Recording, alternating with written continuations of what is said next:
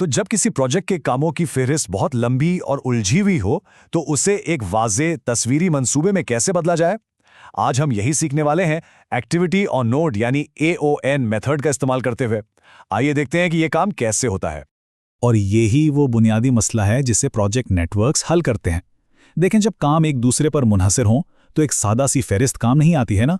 हमें ये जानने की ज़रूरत होती है कि कौन सा काम कब शुरू हो सकता है और किस काम के मुकम्मल होने के बाद। तो आज के इस तज्ज़िये में हम क्या क्या देखेंगे। सबसे पहले नेटवर्क बनाने की ज़रूरत ही क्यों पेश आती है।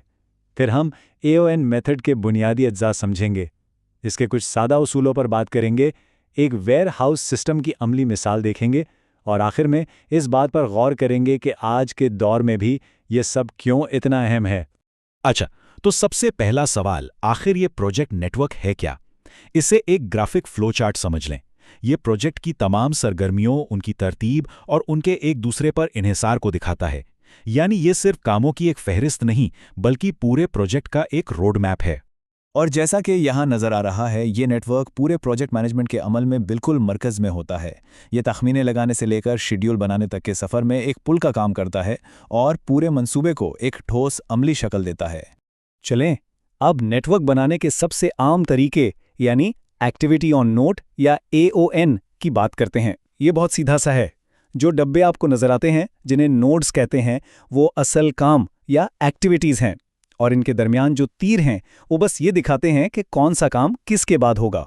तो बस ये सादा सा उसूल याद रखें, हर डब्बा एक काम है और हर तीर इस सवाल का जवाब देता है कि इस काम को शुरू करने से पहले क्या ख़त्म होना ज़रूरी है। यही इस पूरी तस्वीरी ज़बान की बुनियाद है।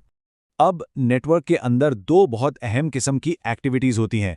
पहली है बर्स्ट एक्टिविटी, यानी जब एक काम ख़त्म होता है और उसके बाद एक साथ कई नए काम शुरू हो जाते हैं। और दूसरी है मर्ज एक्टिविटी, जहां कई मुख्तलिफ कामों को एक जगह आकर मिलना या मर्ज होना पड़ता है ताकि अगला एक काम शुरू हो सके। और ये डायग्राम इस बात को बिल्कुल वाज़ेह कर देते हैं। बाएं तरफ देखें, एक्टिविटी X से दो रास्ते निकल रहे हैं। ये एक क्लासिक बर्स्ट है।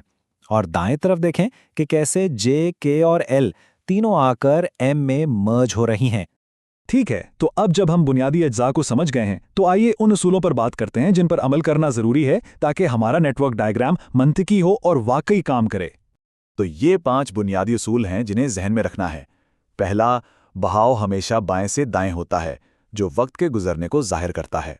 दूसरा, और ये बहुत अहम है, कि कोई काम तब तक शुरू नहीं हो सकता जब तक उससे पिछले सारे काम मुकम्मल ना हो जाएं। तीसरा, हर एक्टिविटी की अपनी एक मुनफरिद शनाख्त होनी चाहिए। चौथा, आप लूप नहीं बना सकते, यानी कोई रास्ता घूमकर वापस नहीं आ सकता। और आखिर में, हर प्रोजेक्ट का एक वाज़ेह आगाज़ और एक ही इख्तिताम होना चाहिए। और मज़े की बात यह है कि इसके लिए किसी बहुत तकनीकी चीज़ की ज़रूरत नहीं। हकीकत में बहुत सी टीमें इसे एक व्हाइट बोर्ड और कुछ रंगीन स्टिकी नोट्स के साथ करती हैं। ये सबको शामिल करने, चीज़ों को आसानी से आगे पीछे करने और पूरे अमल को ज़्यादा दिलचस्प और बाहमी ताउन पर मबनी बनाने का एक बेहतरीन तरीका है।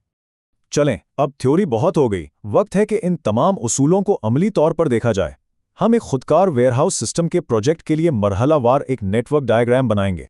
तो ये है हमारे प्रोजेक्ट का खाम डेटा। हमारे पास 8 एक्टिविटीज़ हैं, उनकी तफसील और सबसे अहम आखिरी कॉलम जो बताता है कि हर काम से पहले क्या मुकम्मल होना ज़रूरी है। किसी भी नेटवर्क के लिए शुरुआत हमेशा इसी तरह की एक फहरिस्त से होती है। ठीक है, तो आइए ड्राइंग शुरू करते हैं। एक्टिविटी A से पहले कुछ नहीं, तो ये हमारा पहला ब्लॉक है। अब टेबल को देखें तो B और C दोनों का इन्हिसार A पर है, तो हम A से 2 तीर निकालेंगे, एक B की तरफ और एक C की तरफ। और ये देखें, शुरू में ही हमारे पास एक बेहतरीन बर्स्ट एक्टिविटी आ गई। अब हम बाकी कामों के लिए भी यही मंतिक इस्तेमाल करते हैं। D को B के बाद जोड़ दें, E और F दोनों C के बाद आएंगे, G का इन्हिसार D पर है, और फिर सबसे आखिर में है H। और गौर करें कि H को शुरू करने से पहले E, F और G तीनों का मुकम्मल होना ज़रूरी है। यही चीज़ H को एक क्लासिक मर्ज एक्टिविटी बनाती है, जो सब कुछ इकट्ठा करती है। तो अब हमारे पास प्रोजेक्ट का ढांचा या खाका मौजूद है। अगला मंतकी कदम ये मालूम करना है कि इस पूरे काम में वक्त कितना लगेगा, और इसके लिए हमें हर डब्बे में वक्त का तखमीना शामिल करना होगा। और ये देखें, ये वही नेटवर्क है, लेकिन अब हर डब्बे में एक नंबर है जो दिनों की तादाद को जाहिर करता है। مثال کے طور پر ایکٹیویٹی اے یعنی ضروریات کی وضاحت میں 10 دن لگیں گے، اور ایکٹیویٹی ای کو دیکھیں، ہارڈ ویئر کی تعمیر، یہ ایک بڑا کام ہے، 50 دن۔ اس معلومات کے ساتھ اب ہم آخرکار پروجیکٹ کی کل ٹائم لائن کا حساب لگا سکتے ہیں۔ اور یہ ہمیں پروجیکٹ مینجمنٹ کے سب سے اہم تصورات میں سے ایک کی طرف لاتا ہے، کرٹیکل پاتھ۔ یہ کیا ہے؟ یہ نیٹ ورک میں شروع سے آخر تک کا سب سے لمبا راستہ ہے، اور ایک پروجیکٹ مینیجر کے لیے یہ راستہ سب کچھ ہے۔ کیوں؟ کیونکہ اس راستے پر کسی بھی ایکٹیویٹی میں ایک دن کی تاخیر کا مطلب پورے پروجیکٹ میں تاخیر ہے۔ تو اپنی ویئر ہاؤس کی مثال پر واپس آتے ہیں۔